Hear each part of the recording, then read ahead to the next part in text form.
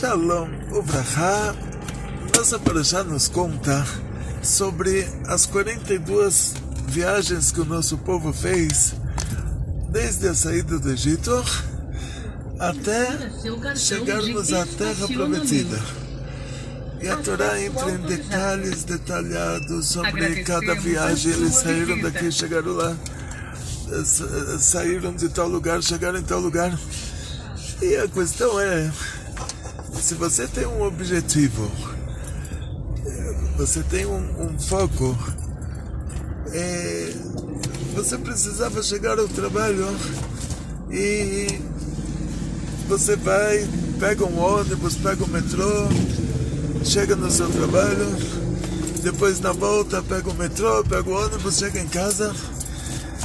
Quando você chega em casa, aí todo mundo te pergunta como estava no trabalho. Ninguém vai te perguntar como estava no ônibus, como estava no metrô. Você não vai contar, olha, o ônibus parou naquele ponto, tal ponto e tal ponto, o metrô parou em tal estação e tal estação. E nossa pergunta é, por que a Torá nos conta sobre essas viagens que o nosso povo fez durante esses 40 anos que vivemos no deserto? Qual a importância delas? Saímos do Egito, recebemos a Torá no Monte Sinai, estávamos a caminho da Terra Santa, nosso objetivo final. O que importa quantos pontos de ônibus tinha no meio do caminho? Quantas estações de metrô tinha no meio do caminho ou quantas estações de trem tinha no meio do caminho? E para entender isso, agora o Pshat, ele o jeito simples, o lado simples, entendimento simples disso, ele ainda não resolve a questão do tamanho da coisa, ou seja, você pode explicar isso de muitas maneiras, mas nenhuma delas vai justificar a Torá perder tanto tempo nos contando sobre essas, onde eles acamparam, de onde eles partiram, onde eles chegaram. E por isso vamos para o lado oculto da Torá, que lá a explicação é completa. E a explicação dessas 42 viagens que o nosso povo fez no deserto, ela começa com a criação do mundo, com as perguntas que temos na descrição da criação do mundo. Está escrito que Bereshit bara Elokim et haaretz et hashamayim v'et haaretz v'haaretz hayta tohu vavohu veruach Elokim merachefet al penei hamayim. Esse primeiro versículo, que a Torá começa com ele, que no princípio Deus criou o céu e a terra estava vazia e desolada, e a presença divina estava pairando, a presença divina estava pairando sobre as águas.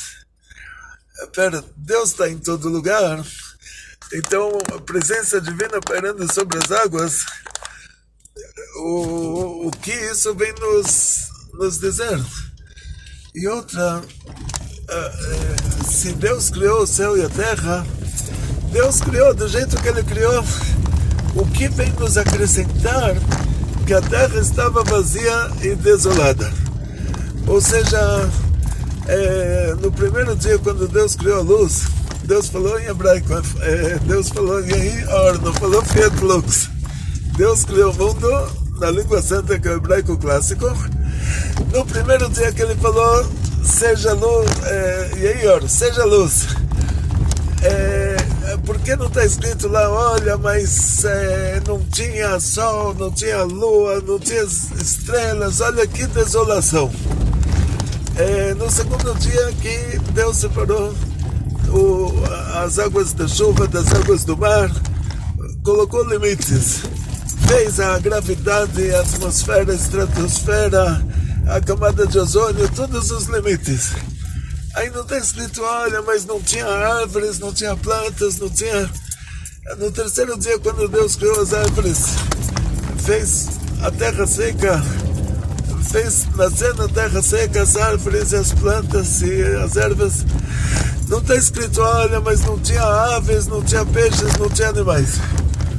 Por que só nesse caso da criação do céu e da terra está escrito que a terra estava vazia e desolada? Essa é a primeira pergunta. E a segunda pergunta é por que está escrito Ruach Elokim merachepet al pnei hamayim, que a revelação divina está pairando sobre as águas. E Deus criou o céu e a terra, Deus está em todo lugar, Deus é a essência do bem. E o que estava pairando sobre as águas então? Aí vamos lá.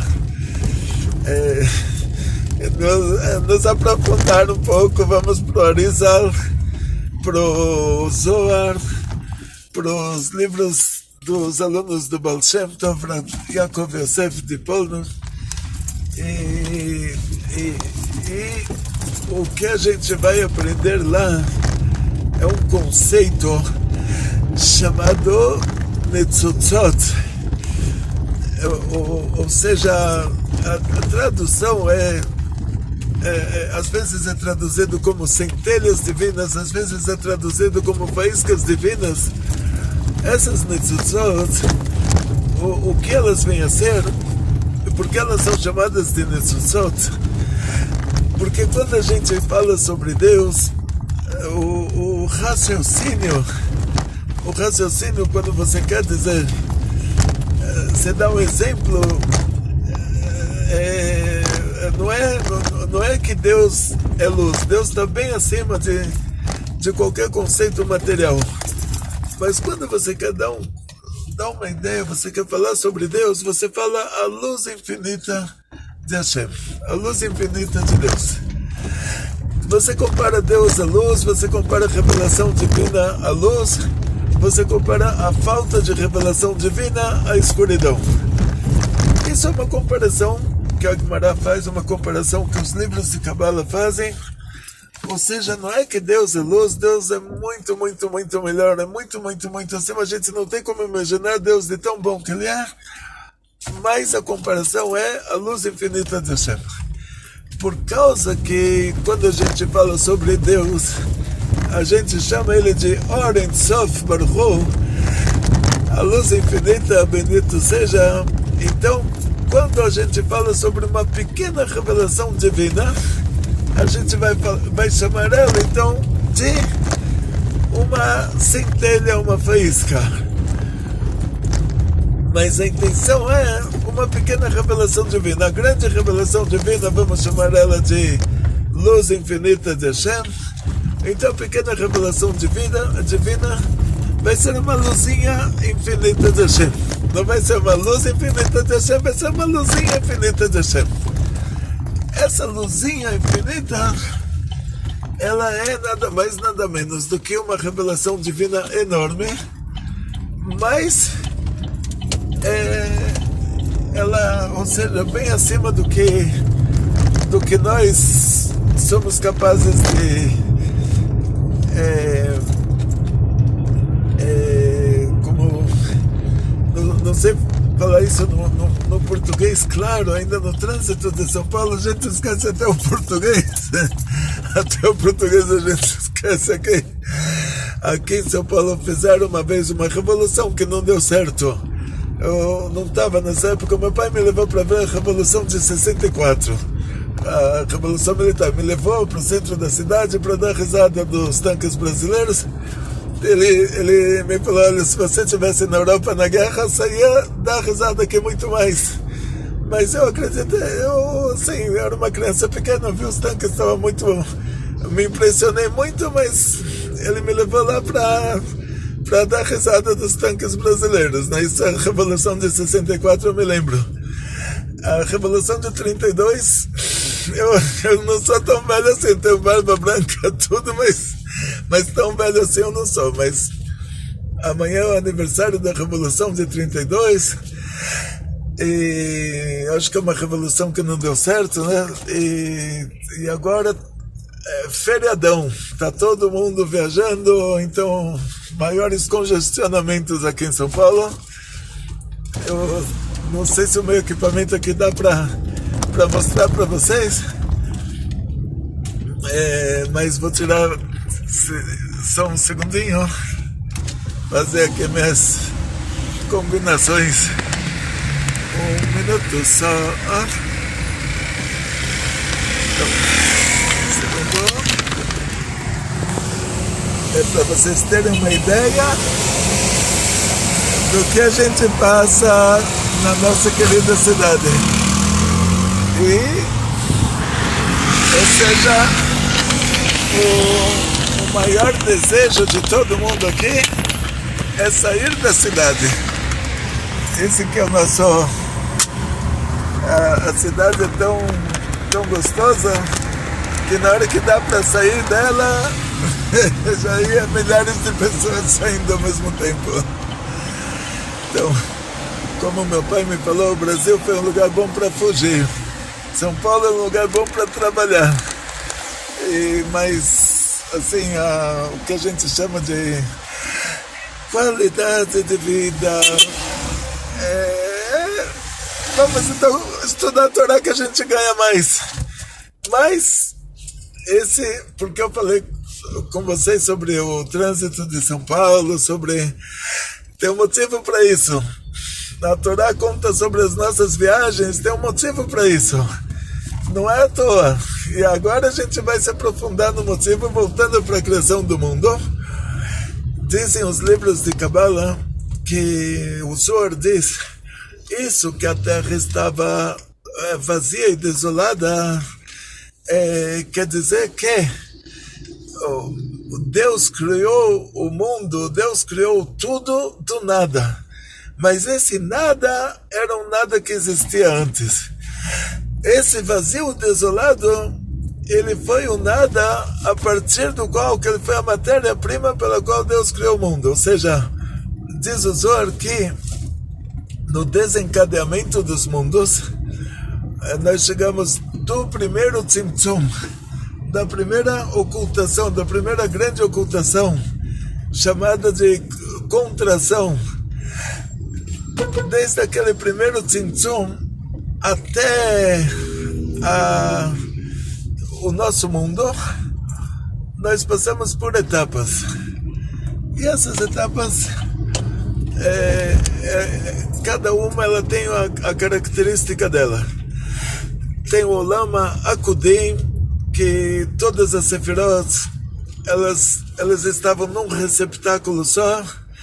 Tem o Olam Nekudim, que aí cada sefirá, ela já está separada da outra, ela já tem um receptáculo dela, mas elas são comparadas a pontos, porque elas não tem uma ligação com a outra.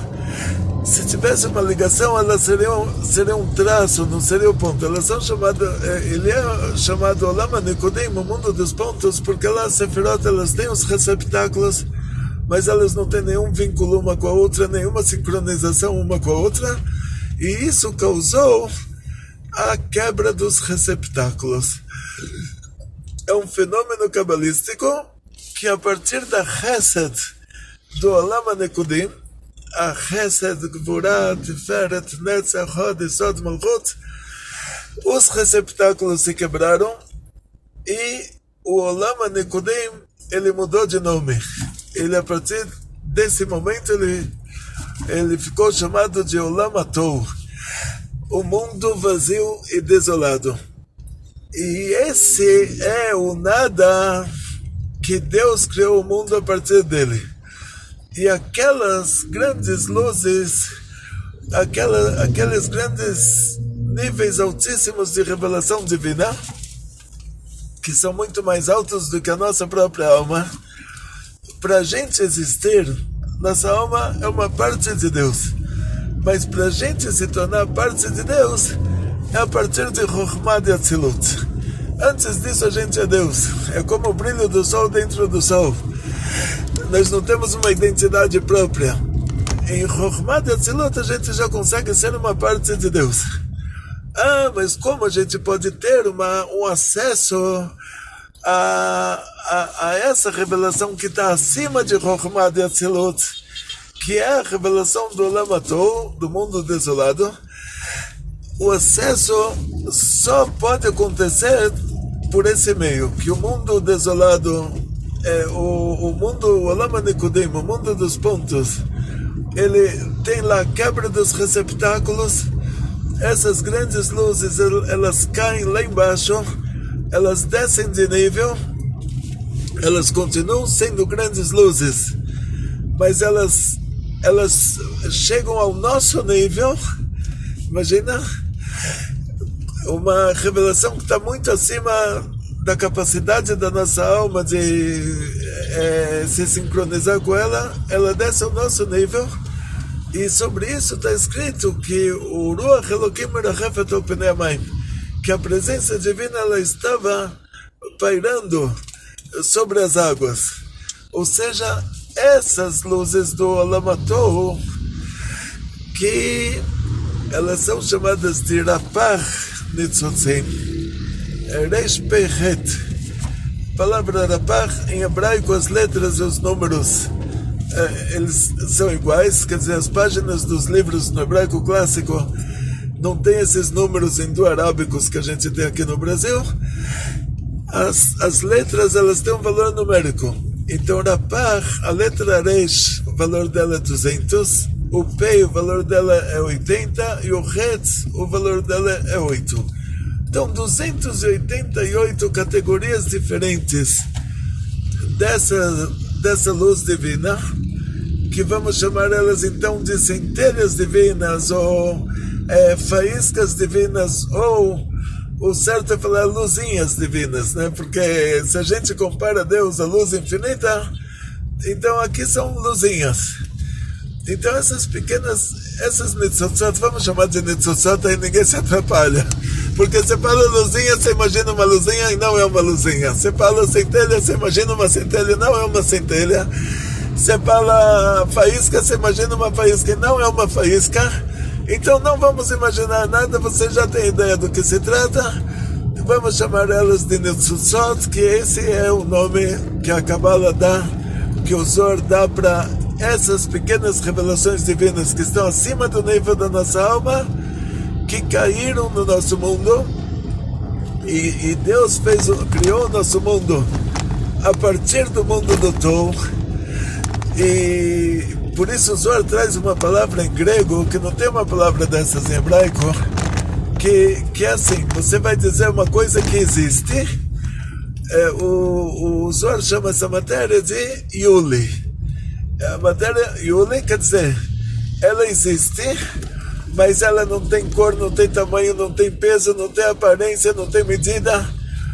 Então se você pega em hebraico, ela não existe. Na casa pega no dicionário de hebraico a definição para uma coisa que não tem tamanho, não tem peso, não tem aparência, não tem forma, não ocupa espaço, não ocupa tempo. Então, no hebraico, a definição para isso é uma coisa que não existe. Mas mesmo assim ela existe, mas ela não é detectada. Então o Zohar pega uma palavra do idioma grego que tinha essa palavra para uma matéria dessa categoria, que é chamada de Yuli. Então o Zohar chama essa matéria de Homer Yuli. E isso é o que sobrou do mundo do Tohu, da Chesed para baixo, ou seja, o Yuli, vamos dizer assim. Então, a partir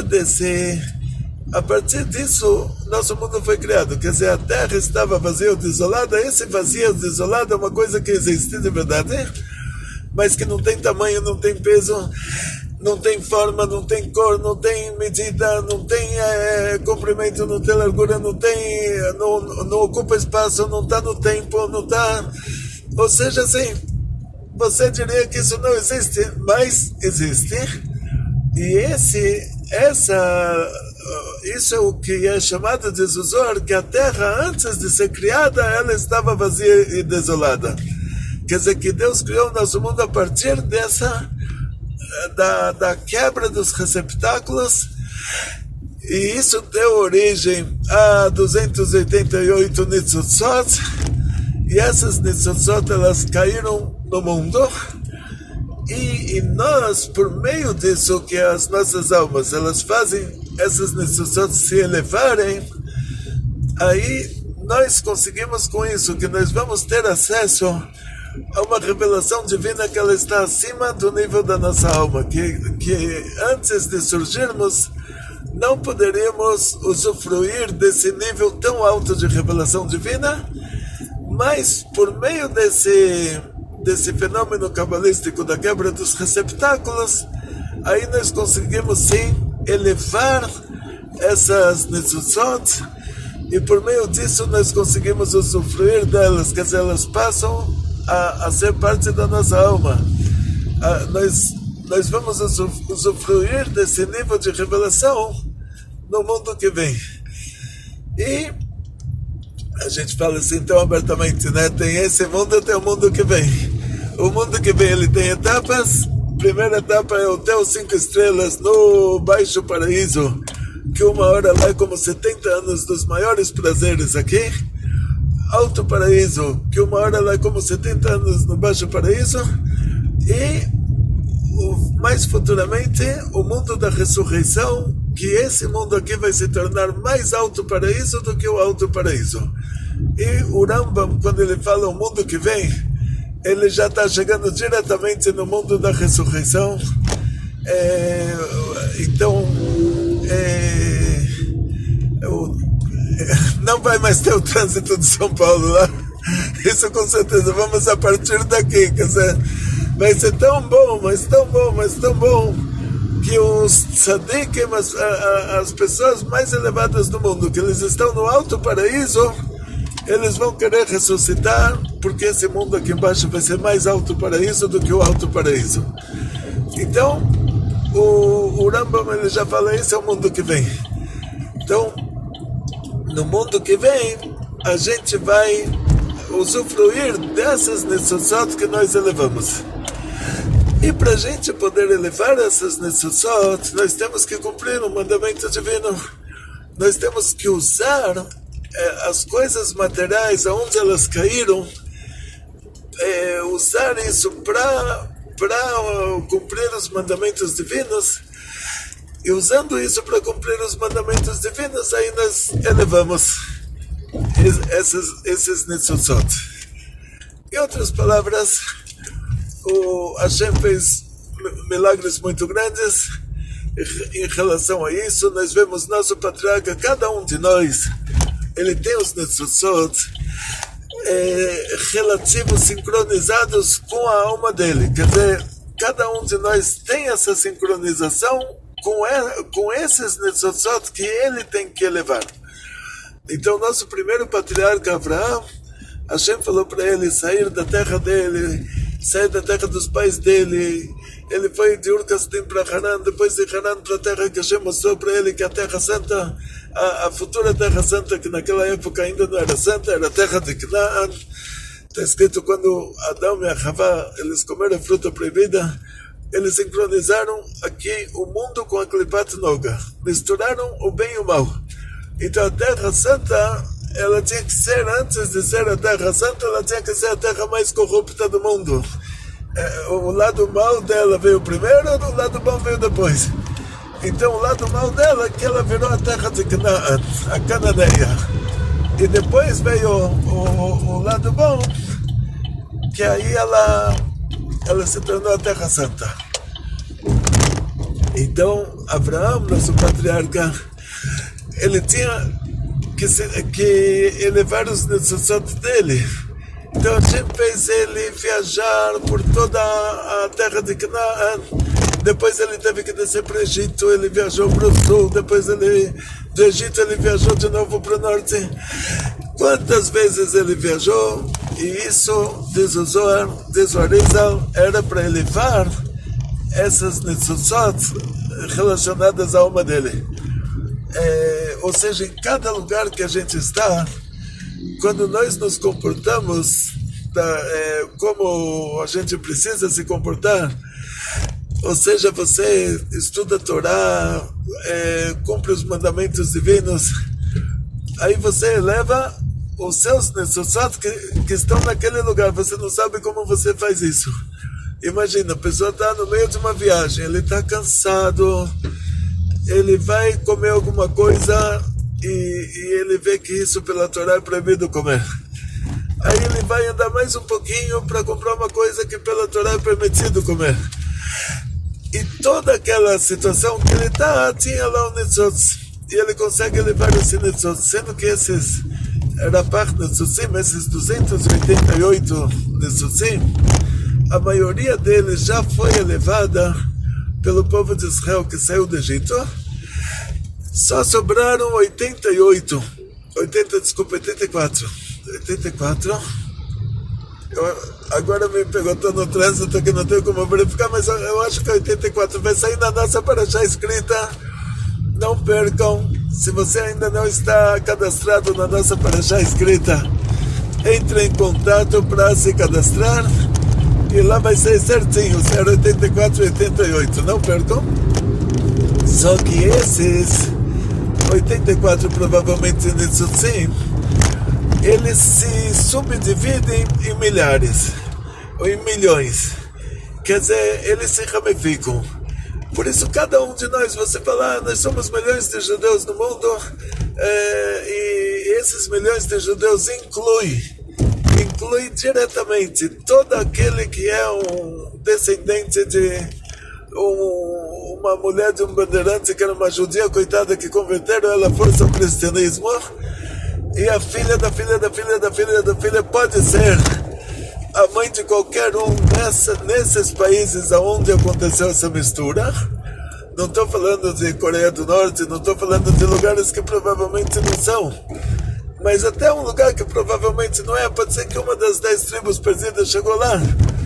Então, quando a gente fala sobre milhões de judeus, a gente está falando sobre milhões de judeus, incluindo aqueles que nem sabem que eles são judeus, porque eles tinham uma ascendência judaica. Como vamos falar na continuação, que diz a Gemara, isso o Rebbe traz essa Gemara, explica ela, diz a Gemara em Pesachim, que o motivo que nós fomos para o exílio não teve outro motivo a não ser para atrair pessoas a se converterem ao judaísmo. Para que as pessoas pudessem se converter ao judaísmo, se unir a nós. E essa Gemara, a linguagem dela é uma linguagem muito que tem que ser analisada. Por quê? O judaísmo não é uma religião proselitista, ou seja, a gente não motiva, não incentiva, e quando uma pessoa quer ser judeu, a primeira, segunda, terceira resposta que ele recebe com certeza você não sabe o que é ser judeu, senão você não... Então, você está consciente do que você está fazendo, você sabe que no judaísmo você tem que comer kasher, agora você pode comer qualquer coisa. Se você ficar judeu, você tem que comer kasher. Agora você pode se casar com qualquer pessoa. Se você ficar judeu, você só vai poder casar com uma pessoa como você, com uma pessoa que também é judia. E agora você pode trabalhar todo dia. Se você ficar judeu, você não vai poder trabalhar no Shabbat. E nas festas judaicas você pode perder emprego. Vai ouvir um monte e sempre, durante 2000 anos, todo mundo que quis se converter ao judaísmo teve que se esforçar para conseguir. E imagina hoje, eu vou fazer uma pergunta simples, vocês vão me entender. Quantos iranianos e quantos palestinos estão na fila para se converter ao judaísmo? Se a sua resposta é absolutamente nenhuma, você acertou. Mas saiba que uma vez ou outra acontece isso. Eu estava no casamento do filho do Sheikh de Hebron, um Sheikh lá que era maior antissemita. Ele era neto daquele Sheikh de Hebron que colaborou com os nazistas e bisneto daquele que fez o massacre de 1929. E essa pessoa se converteu ao judaísmo. Eu estava no casamento dele, sou testemunha ocular, vi a ketubá dele também. Então, existe isso, de um palestino a outro. Outro palestino, me lembro, era um vizinho meu, porta a porta, que se converteu ao judaísmo também. Com certeza vai ter algum iraniano também. Mas como diz o Rebbe, e iraniana, não só iraniana, não, como iraniana também. E como diz o Rebbe, durante toda a nossa história, não foram muitas pessoas que se converteram. A pessoa nem chegou a vir perguntar para o Rabino e o Rabino tem que falar para ele, olha, não te recomendo. Nem chegamos a isso. Por que não chegamos a isso? Pelo mesmo motivo que hoje um iraniano não vai nem chegar ao Rabino, um palestino não vai nem chegar ao Rabino para perguntar, para falar que ele quer se converter, pelo motivo que eles são extremistas. E no nosso caso, o mundo inteiro naquela época era um mundo extremista. Durante 2000 anos que nós estamos no exílio, o mundo sempre foi um mundo extremista. Imagina um nazista se converter ao judaísmo, imagina o fascista se converter ao judaísmo, imagina o comunista lá na União Soviética se converter ao judaísmo. Ou seja, o mundo durante a Idade Média tinha cruzadas, tinha Inquisição, as conversões eram proibidas. Conclusão, a conta final é que a Gemara fala que nós fomos para o exílio para que pessoas pudessem se converter ao judaísmo, e a conta final é que quase ninguém se converteu, pouca gente se converteu ao judaísmo, e não justificaria para Hashem, para Deus, que Deus é a essência do bem, fazer com que o povo inteiro vá para o exílio por causa de uma pessoa ou outra. Aí então, no lugar disso, essa pessoa ou outra viria ele para a Terra Santa e se converteria lá. Ou seja, ninguém está fechando as portas. Só que por que tem que tirar milhões de judeus da Terra Santa e colocar eles nos Estados Unidos para que pessoas possam se converter ao judaísmo, se esses americanos eles podem irem para Israel e se converter lá? Por exemplo, eu não estou falando só por exemplo, pelo amor de Deus, não me pega na... Então, conclusão, 2000 anos não foi muita gente que se converteu ao judaísmo, e a conclusão é que não justificaria para Hashem, para Deus, que é a essência do bem, nos mandar para o exílio por causa de uma pessoa ou outra. Então quer dizer que esses convertidos, a intenção da Gemara não são pessoas que vão se converter ao judaísmo, mas são coisas que vão se converter ao judaísmo. São coisas, são objetos que vão se converter ao judaísmo, são frutas e verduras que vão se converter ao judaísmo, são animais que vão se converter ao judaísmo. Como isso funciona? Essas nitzutzot, então primeiro o Rebbe explica da seguinte maneira. Está escrito Ger Shemitgayer. Ger Shemitgayer Ketinok Shenolad. A Torá, quando fala Ger Shemitgayer, ela diz convertido que se converte. Ela não fala um alemão que se converte. Ela fala um convertido que se converte. Por quê? Para a pessoa querer se converter ao judaísmo, ele tem que ter uma alma judia. Senão ele não vai querer. Imagina alguém chega para você e fala, olha, eu posso comer qualquer coisa, mas eu quero comer só kasher. E eu posso morar em qualquer lugar, mas eu quero morar só no lugar que tem a sinagoga e escola judaica. Eu posso casar com qualquer pessoa, mas só vou me casar com uma pessoa que é como eu. Eu posso trabalhar qualquer dia, mas vou trabalhar só nos dias que pelo judaísmo é permitido. Para a pessoa querer se privar de tanta coisa, é obrigado ele ter uma alma judia. Então, dentro desse raciocínio que Ger Shemitgayer, quer dizer, convertido que se converte, que a pessoa que se converte ao judaísmo é a prova de que ele já tinha essa alma judia, e foi isso que causou para ele querer virar judeu, querer se converter ao judaísmo. O Rebbe pega esse mesmo raciocínio ao mundo animal, vegetal e mineral. Tem animais, tem vegetais, tem minerais que eles têm neles esse nitzotz. Agora chegamos no ponto.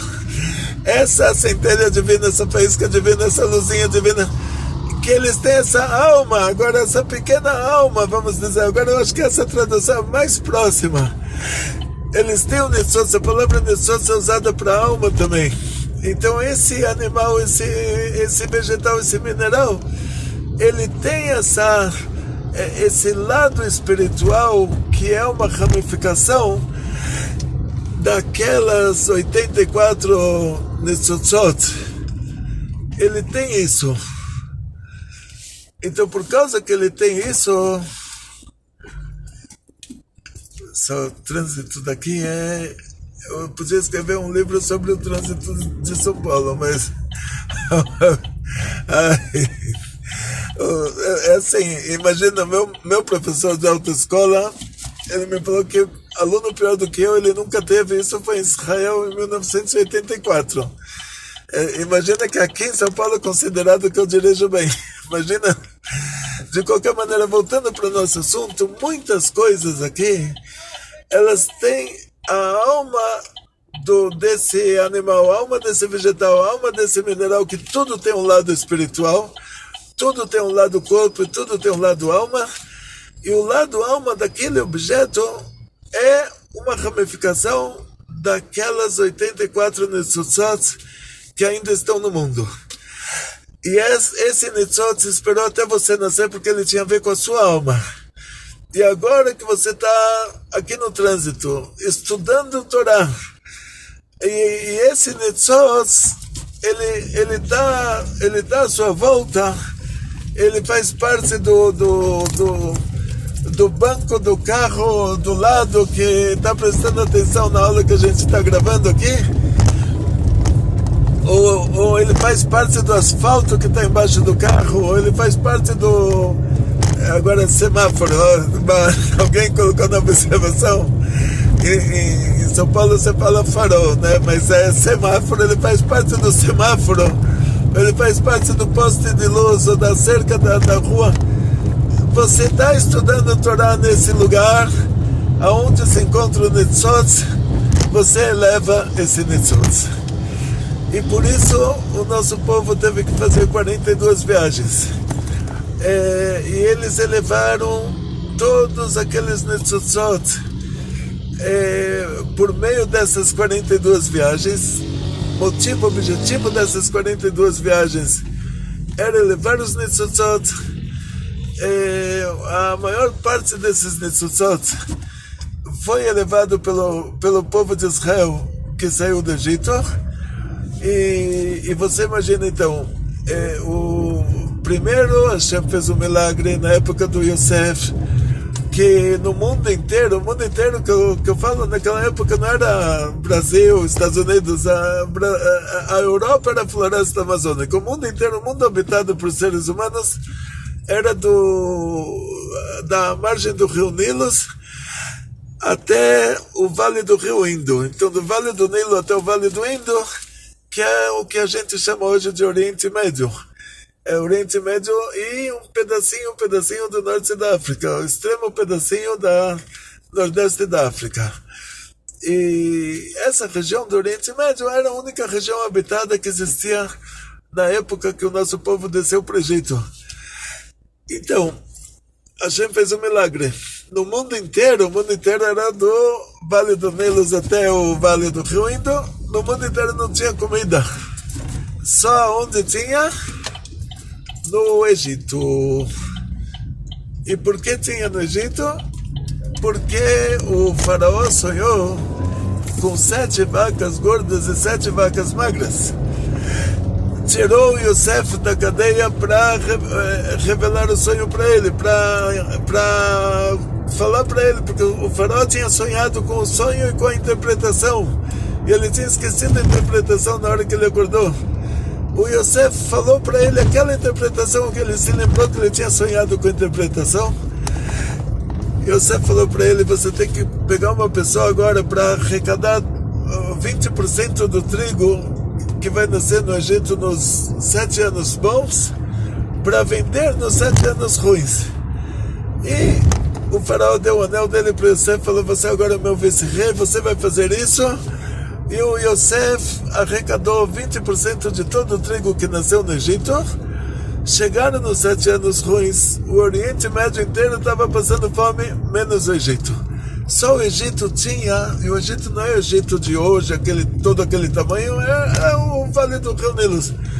Mas aquele país que existia, aquele pequeno Egito, eles tinham o monopólio da comida. Eles eram o único lugar do mundo que tinha trigo, o único lugar do mundo que você pode comprar um trigo para fazer um pão. Então, o mundo inteiro teve que trazer para o Egito Antigo ouro e prata e pedras preciosas, todas as riquezas, para comprar o trigo do Egito. E assim o Egito ele arrecadou todas as riquezas do mundo antigo. E quando o povo de Israel saiu do Egito, Hashem falou para Moshe, para falar para o povo de Israel, para eles pedirem para os egípcios objetos de ouro, objetos de prata e joias e roupas caras e Hashem fez um milagre e o povo egípcio estava todo de braços abertos para que a gente saísse de lá e deram para a gente tudo. E aí começa a elevação desses Netzutzot, que a maior parte deles já foi elevada dessa maneira. Nosso povo viaja 42 viagens e nessas viagens a gente vai elevando mais Netzutzot nas paradas, nas partidas e até que a maior parte dos Netzutzot já foram elevados dessa maneira. Só sobraram os 84 que foram ramificados em pequenas ramificações, que cada um de nós é responsável por uma parte da elevação desses 84 Netzutzot que sobraram. E por causa disso, diz o Rebbe, tudo que acontece na nossa vida, que a gente consegue um emprego em outro lugar. A gente acha que conseguimos um emprego, que agora eu vou trabalhar menos e ganhar mais. Mas o motivo que Hashem fez você conseguir esse emprego, para você chegar num novo lugar, é porque nesse novo lugar tem essas Netzutzot ligados à raiz da sua alma, que só você tem como elevar elas. E por isso nosso povo então teve que fazer essas 42 viagens, por isso cada um de nós tem que mudar de cidade, tem que viajar turismo, tem que viajar... Em resumo, nós somos trade travelers, viajantes de negócios. Ou seja, nós pensamos que estamos fazendo um turismo, nós pensamos que estamos indo para passar as férias de julho em algum lugar, só que nada disso. A verdade é que Hashem fez com que isso acontecesse, que a gente precisasse viajar, para elevarmos esses Netzutzot que pertencem à nossa alma nesses lugares onde eles caíram, e Hashem faz a gente chegar lá para elevar eles lá. Esse é o motivo que a gente muda de emprego, que a gente muda de cidade, que a gente vai passear, tem que levar a criança para um parque, tem que trabalhar de um extremo da cidade ao outro e falar o Dvar Torah o caminho inteiro entre um lugar e outro. E esse é o motivo pelo qual a gente tem que se locomover. Vamos estudar mais sobre esse assunto, mas por enquanto é o basiquinho. Não se esqueça sempre de dar um joinha, fazer um comentário. Por meio disso, o Google, o YouTube, ele divulga as nossas aulas, sugere as nossas aulas para outras pessoas que estão procurando o judaísmo, e desejo a todos vocês muito sucesso, muita saúde, muito dinheiro, muitas felicidades, muita alegria, muito shalom bayit e kol tov. Ve kol tov.